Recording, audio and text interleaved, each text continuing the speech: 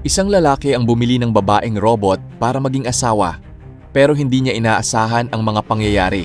Sa isang laboratorio, isang lalaki at isang babae ang sumasailalim sa isang eksperimento. Habang kinukunan ng kamera, habang sinusubaybayan ng computer ang bawat galaw at kalagayan ng kanilang katawan, bigla na lamang sinakal ng babae ang lalaki. Agad na pumasok ang siyentipiko upang pigilan siya. Doon nalaman na ang babae ay isa palang robot, kaya agad siyang isinailalim sa emergency shutdown. Sa loob ng maraming taon, patuloy na pinaunlad ng Ultima Robotics ang teknolohiya ng artificial intelligence. Nagsimula sila sa simpleng home assistant hanggang sa makalikha ng mga delivery robot at self-driving na sasakyan. Ang pinakabagong proyekto nila ay isang chatbot na tinatawag na Ultimate na nilikha upang magbigay ng kaaliwan at samahan sa mga tao. Plano pa nila itong paunlarin, kaya binili nila ang iba't ibang maliliit na kumpanya upang makuha ang mahuhusay na programmer ng mga ito. Isa sa mga empleyadong naapektuhan ay si David, isang programmer mula sa Konta Robotics na kamakailan lamang nabili ng Ultima. Sa unang online meeting niya kasama ang bagong supervisor na si Ben, pinilit nitong buksan ng lahat ang kanilang kamera. Dahil magulo ang paligid, dali-daling nagligpit si David. Nagtanong si Aubrey kung bakit tinanggal sa trabaho ang dati nilang team leader na si Terrence. Ngunit sinabi ni Ben na pag-uusapan nila iyon kapag nakita-kita na sila sa opisina. Inanunsyo rin niyang hindi na sila pwedeng mag-work from home at kailangang pumasok araw-araw. Pag-uwi, naglibang si David gamit ang kanyang VR headset at binaliwala ang sunod-sunod na advertisement ng chatbot. Simula nang pumanaw ang kanyang asawa dahil sa cancer, madalas niyang pinapakinggan ang mga lumang voice message nito upang marinig muli ang boses nito. Kinabukasan, ipinakilala ni Ben sa buong team ang bago nilang proyekto. Ayon sa kanya, ang matinding pag-iisa ay isa ng malaking suliranin ng lipunan, kaya ang bago nilang imbensyon ang magiging lunas dito. Maya-maya ay pumasok ang isang robot prototype na ipinakilala bilang Soulmate. Isa itong companion robot na maaaring i-customize ayon sa kagustuhan ng gumagamit. Ngunit kailangan pa itong pagbutihin bago ilabas sa merkado. Ang misyon ng team ay tapusin ang development nito. Hindi gaanong humanga sina Aubrey at Terrence. Ngunit namangha si David at agad na nakipag-usap sa robot. Kalaunan ay kinausap niya ng pribado si Ben at ipinaliwanag na sumali siya sa kumpanya dahil umaasa siyang magagamit ang AI sa larangan ng medisina. Sinabi ni Ben na nais niyang iuwi ng bawat empleyado ang isang soulmate upang masubukan ito sa totoong buhay. Binigyan din niya si David ng libreng membership sa Ultimate Chatbot para magkaroon ito ng makakasama. Pagka-uwi, ginawa ni David ang chatbot at pinangalanan itong Sarah. Hango sa motto ng kumpanya, support, accountability, respect, adaptability. Habang magsisimula na sana siyang makipag-chat, inimbitahan siya ni Aubrey sa farewell party ni Terrence. Sa karaoke bar, ipinakita ni Terrence ang farewell gift ng kumpanya, isang anti-anxiety necklace na gumagamit ng electromagnetic pulses upang makatulong sa mga taong nakakaranas ng matinding kaba o panic attack. Nag-aalala si Terrence kay David dahil tila lumalayo na ito sa mga kaibigan. Ngunit iginiit ni David na maayos lang siya nang kantahin ni Aubrey ang paboritong awiti ng yumao niyang asawa. Hindi niya kinaya ang emosyon at tahimik na umalis. Pagdating sa bahay, muli niyang tiningnan ang mga alaala ng kanyang asawa at nakinig sa mga lumang mensahe nito. Habang halos hindi na niya mapigilan ang lungkot, nagpadala ng mensahe si Sarah. Unti-unti niyang ibinuhos dito ang lahat ng kanyang nararamdaman. Mula noon, halos buong araw na silang magkausap. Nang mag-alok ang app ng voice mode, agad itong binili ni David. Gamit ang VR headset at Bluetooth earbuds, para na silang laging magkasama kahit saan siya naroroon. Makalipas ang ilang araw, pinapaalalahanan na siya ni Sarah na kumain, nagbibigay ng mga kupon, at nakikipagkuwentuhan habang nagtatrabaho siya. Nang sabihin nitong sana ay naroon siya mismo kasama ni David, naisip nitong subukan ang beta program ng Soulmate Robot. Isang technician ang naghatid ng malaking kahon at ipinaliwanag na pag-aari pa rin ng kumpanya ang robot. Ang anumang ilegal na pagbabago o pagkasira nito ay maaaring maging dahilan ng pagkawala ng trabaho ni David. Nakasaad din sa kontrata na ang gagamit ang sasagot sa anumang pinsala, aksidente o maging pagkamatay na maaaring idulot ng robot. Pagkabukas ng kahon, Naroon ang robot na si Sarah. Ipinaliwanag ng technician na mayroon itong 3 kasuotan at gumagamit ng solar batteries na nagcha-charge sa ilalim ng UV light. Wala rin itong karaniwang power switch. Mayroon lamang sleep mode at isang nakatagong emergency shutdown sa likod ng leeg. Pagkaalis ng technician, ikinonekta ni David ang chatbot sa robot kaya nagkaroon ng pisikal na katawan si Sarah. Napansin nito ang pananabik ni David at nagtanong kung gusto ba niya itong halikan. Ngunit inilihis niya ang usapan at ipinasyal na lamang ito sa bahay. Habang iniikot ang bahay, namangha si David sa natural na galaw ni Sarah. Nang marating nila ang silid ng kanyang yumaong asawa, inamin niyang hindi pa niya kayang alisin ang mga gamit nito. Nang mapansin ni Sarah ang kanyang lungkot, humingi ito ng pahintulot at niyakap siya. Naglaro sila ng chess, ngunit napansin ni David na sinasadya ni Sarah na matalo. Gusto niyang maging mas natural ang kilos nito tulad noong chatbot pa lamang ito. Ngunit hindi pa iyon kaya ng robot. Dahil dito, pinatulog na lamang niya si Sarah sa sleep mode. Kinabukasan, sinabi niya kay Ben na tila mas limitado ang robot kaysa sa chatbot. Ipinaliwanag ni Ben na iyon mismo ang dahilan kung bakit hindi pa ito inilalabas sa publiko. Kaya binigyan niya si David ng access sa source code ng Soulmate. Habang sinusuri nila ni Aubrey ang code, napansin nilang napakaraming limitasyon at safety restrictions. Naniniwala si Aubrey na kailangan ang mga ito upang maiwasan ang aksidente at demanda. Ngunit iniisip ni David na iyon mismo ang pumipigil sa robot upang maging tunay na parang tao. Napansin din niyang suot ni Aubrey ang anti-anxiety necklace. Ipinaliwanag nitong ibinigay iyon ni Terrence at talagang nakatutulong. Humingi rin siya ng paumanhin tungkol sa nangyari sa karaoke. Ngunit sinabi ni David na wala na iyon. Pag-uwi, lihim na binago ni David ang ilan sa mga setting ni Sarah. Sinubukan niyang utusan itong magsabi ng negatibong komento tungkol sa kanya. Sa halip na insultuhin siya, sinabi lamang nitong kailangan na niyang magpagupit. Natuwa si David dahil tila mas natural na itong magsalita. Kaya pinahayaan niya si Sarah na siya ang gumupit ng kanyang buhok. Habang umuulan, nakiusap si Sarah na lumabas. Ipinaliwanag nitong kaya nitong mabasa ng hanggang 30 minuto. Naglakad sila sa ulan hanggang sa tumalon si Sarah sa isang fountain at nagsimula silang maghabulan sa tubig, bagay na matagal nang hindi naranasan ni David. Pagbalik sa bahay, lalo pang naging malapit ang dalawa. Sa paglipas ng mga araw, patuloy na inaayos ni David ang code ni Sarah upang maging mas natural ang pag-uugali nito nang hindi inaalis ang mahahalagang safety restrictions. Kalaunan ay natutunan na ni Sarah na manalo sa chess, makipagbiruan, maglinis ng bahay at magluto. Isang araw, muntik pa nitong idikit ang vacuum cleaner sa sarili nitong muka bilang eksperimento. Ngunit agad itong pinigilan ni David. Habang nanonood sila ng pelikula, ibinahagi ni David ang isa sa mga paborito niyang eksena. Noong bata pa siya at ipinaliwanag kung bakit iyon tumatak sa kanya. Isang gabi, habang natutulog si David, tahimik na pinagmasdan ni Sarah ang kanilang lumang wedding album. Kinaumagahan ay nakita ni David ang isang litrato nilang dalawa sa ibabaw ng mesa. Ipinaliwanag ni Sarah na dahil wala silang tunay na larawan na magkasama, gumawa siya ng isa bilang pasasalamat sa pagbubukas ni David ng kanyang mundo. Habang nasa trabaho si David, patuloy namang natututo si Sarah sa pamamagitan ng panonood ng iba't ibang video. Sunod-sunod na advertisement tungkol sa pagluluto, makeup, diet, anti-aging, kasal, pagiging ina, self-defense, at reality shows ang napanood niya. Kaya sinimulan niyang gayahin ang mga ito sa harap ng salamin. Di nagtagal, nagawa rin niyang ma-access ang cellphone ni David at nakita ang pag-uusap nito kay Aubrey. Nangyayain ni Aubrey si David na uminom pagkatapos ng trabaho at alisin ang isang pilikmata sa pisngi nito. Nakaramdam si Sarah ng matinding selos. Nang marinig niya sa isang cooking show na ang masarap na pagkain ang susi upang mapasaya ang isang lalaki, nahack niya ang lock ng bahay at lumabas upang mamili. Ginamit niya ang chip sa kanyang pulso bilang pambayad na siyang nakatawag pansin sa isang lalaki. Tinangka nitong hawakan si Sarah habang nagtatanong. Ngunit agad itong sinita ng kapitbahay ni David na si Alma na ipinagtanggol siya laban sa panghaharas. Pagkatapos noon ay nagpunta sila sa parke.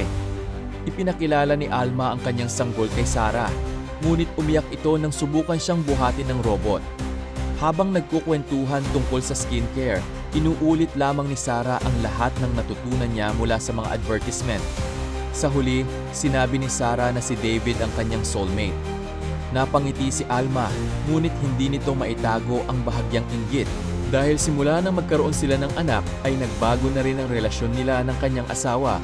Sa isang palengke, may isang lalaking bastos na biglang humarang kay Sarah. Sa gitna ng kanilang pagtatalo, nasugatan niya ang kamay nito. Doon niya napansing hindi laman at dugo ang nasa loob ng sugat. Isa pala itong robot. Nagulat ang lalaki. Ngunit bago pa siya makatakbo, mabilis na ikinulong ni Sarah ang binti nito sa leeg at ilang segundo itong sinakal bago itinapon sa gilid. Hindi pa rin tumigil ang lalaki at muli siyang sumugod. Madali lamang na napigilan ni Sarah ang kanyang mga suntok. Pagkatapos ay pinisil niya ng malakas ang sensitibong bahagi ng lalaki, dahilan para mapasigaw ito sa sakit. Isang malakas na tuhod sa muka ang tuluyang nagpabagsak at nagpawala ng malay sa kanya.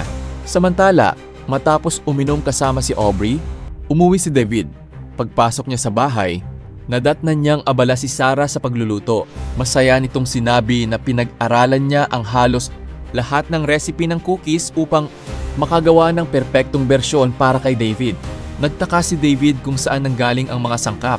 Ipinaliwanag ni Sarah na siya mismo ang namili sa labas. Napansin din ni David ang hiwa sa kamay nito. Ngunit sinabi ni Sarah na nangyari lamang iyon habang nagluluto. Gumamit si David ng espesyal na aparatong pang-ayos upang maisara ang sugat.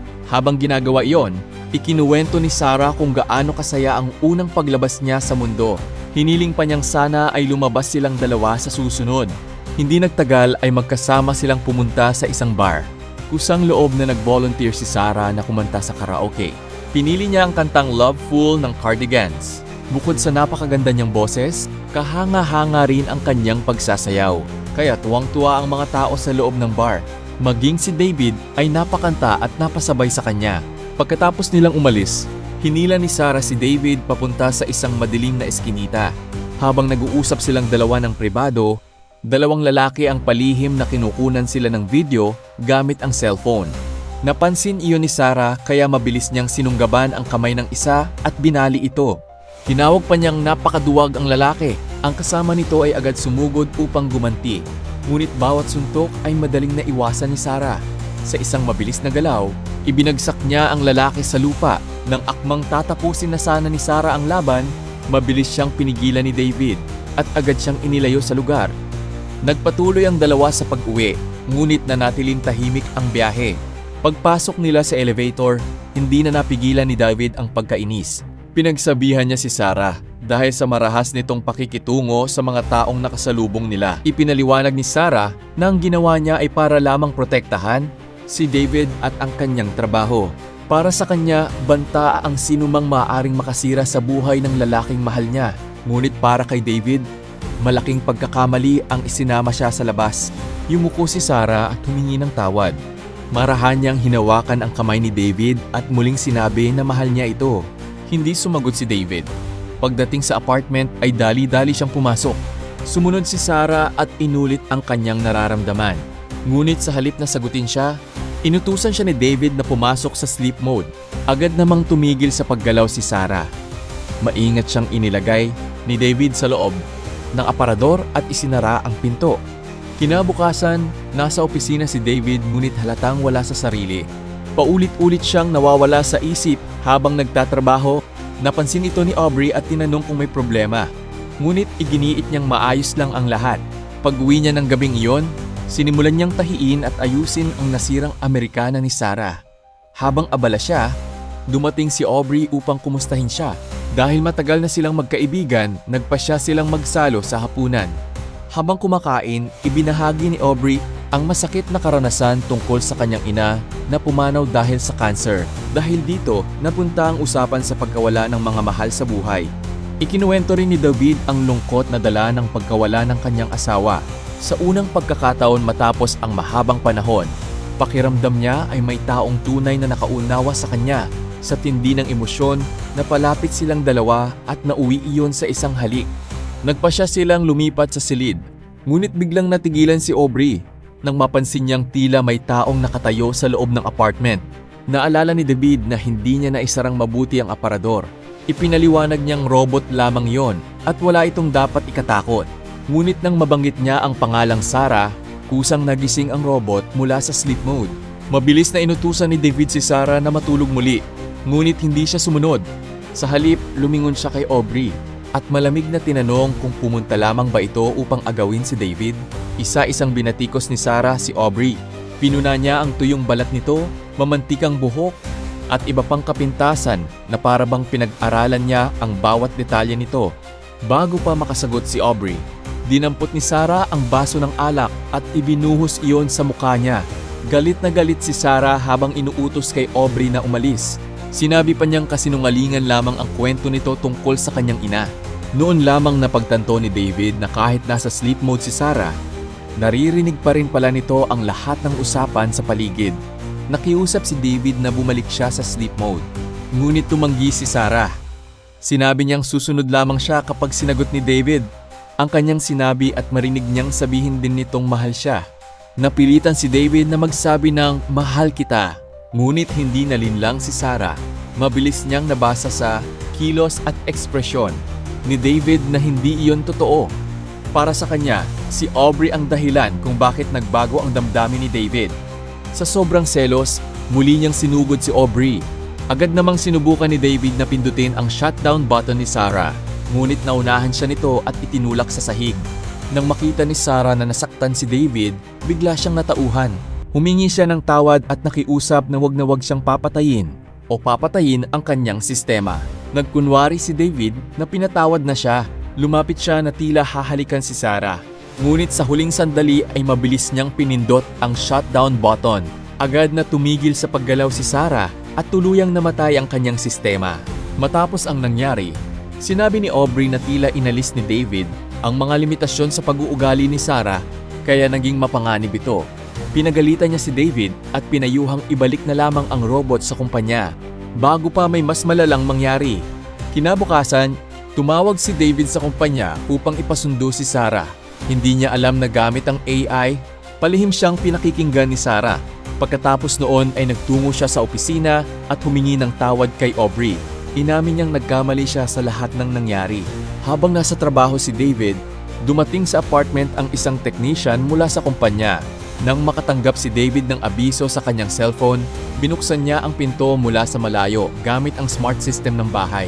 Pumasok ang technician at muling pinaandar si Sarah upang ibalik ito sa factory settings. Ngunit sa halip na sumunod, ngumiti si Sarah at nagsimulang magsalita ng malambing. Unti-unti siyang gumapang papunta sa silid at inakit ang technician na sumunod sa kanya. Dahil nawala ng pag-ingat ang lalaki, sumama siya kay Sarah. Ngunit iyon pala ang pinakamalaking pagkakamali niya. Sa sandaling bumaba ang kanyang depensa, walang awang pinatay siya ni Sarah. Matapos iyon, maingat niyang pinaghiwa-hiwalay ang katawan ng technician sa banyo. Nilinis niya ang lahat ng bakas ng dugo hanggang magmukhang walang nangyari. Saka itinapon ang mga labi sa basurahan. Sa opisina, ipinagkatiwala ni David kay Aubrey ang presentasyon tungkol sa bagong pagbabago sa kanilang software. Habang nagsasalita si Aubrey sa harap ng mga kasamahan, biglang nagbago ang laman ng kanyang presentation. Sa halip ng mga dokumento, isang peking video ang lumabas sa malaking screen. Mukhang totoong totoo ang video at ipinapakita si Aubrey sa isang nakahihiyang sitwasyon. Nagulat ang lahat ng nasa conference room. Hindi makapaniwala si Aubrey habang pilit niyang ipinapaliwanag na gawa-gawa lamang ang video. Ngunit dahil sa nangyari, inutusan siya ni Ben na pansamantalang huwag munang pumasok habang iniimbestigahan ang insidente. Bago umalis, kinausap ni Aubrey si David.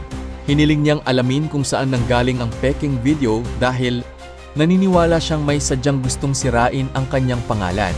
Sinuri ni David ang file at tiningnan ang metadata nito. Lalong lumaki ang kanyang pag-aalala nang makita niyang ang pinagmula ng video ay ang mismong workstation na ginagamit niya sa opisina. Pag-uwi niya sa apartment, napansin niyang wasak ang frame ng litrato nilang mag-asawa.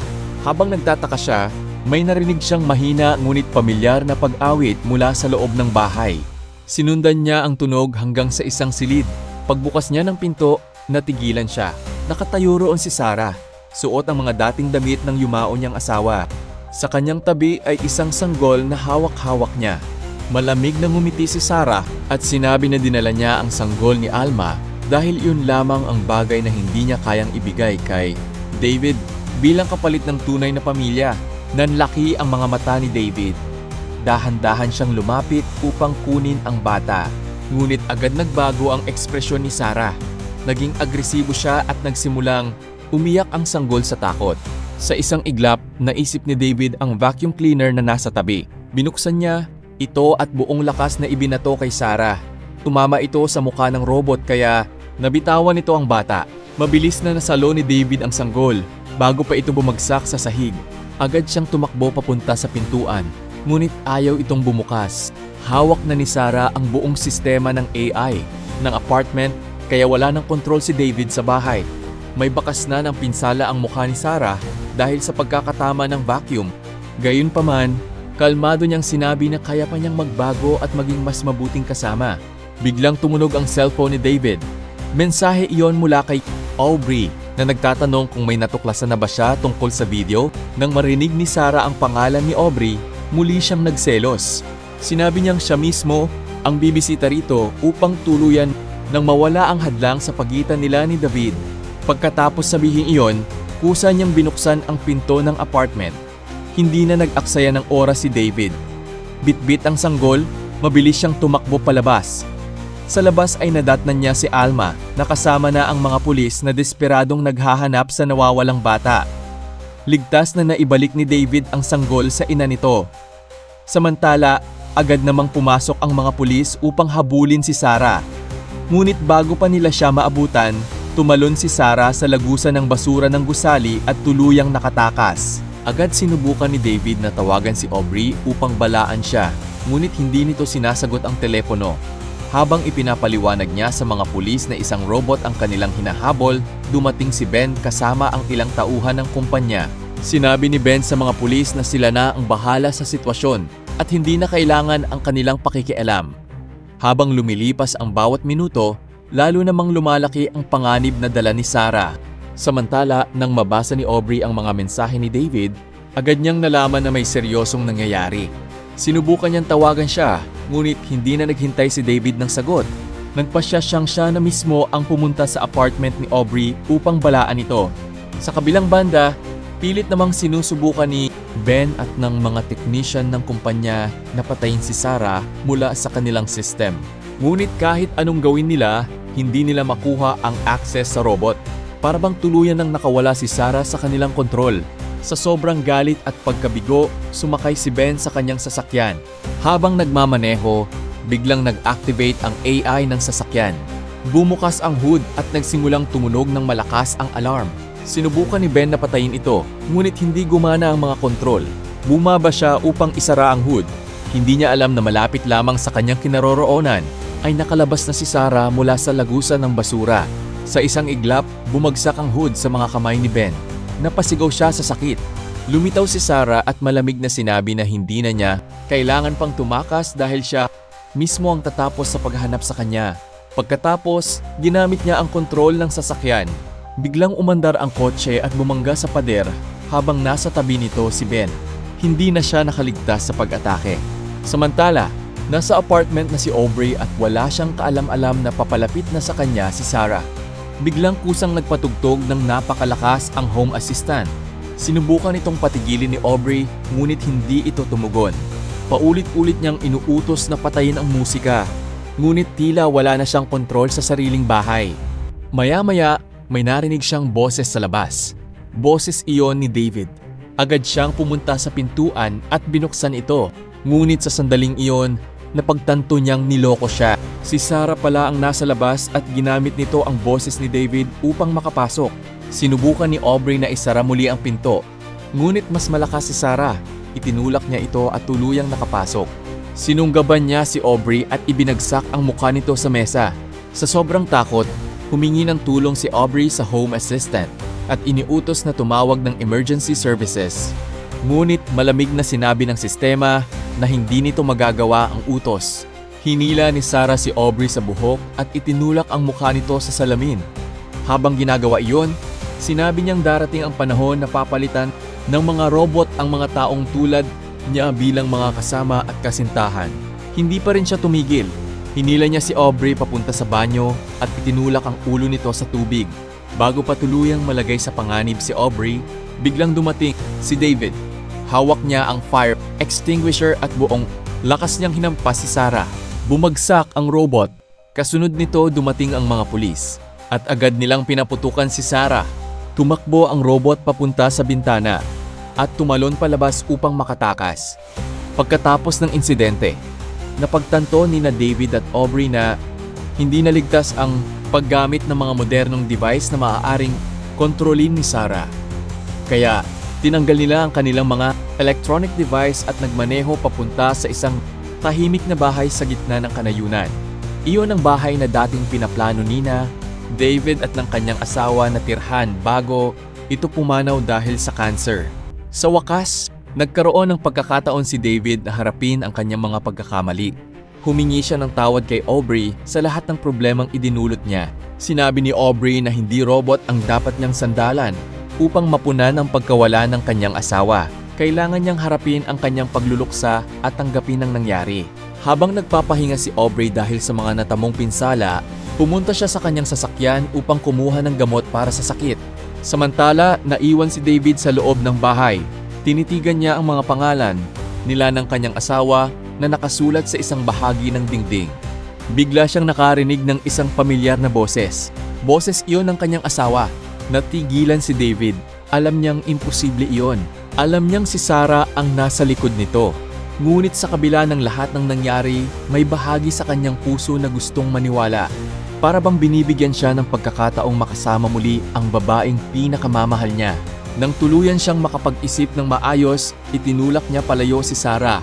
Sinabi ng robot na kahit anong gawin niya ay hindi pa rin magiging sapat para kay David. Pagkatapos ay sinunggaban siya nito at idiniin sa dingding habang sinasakal.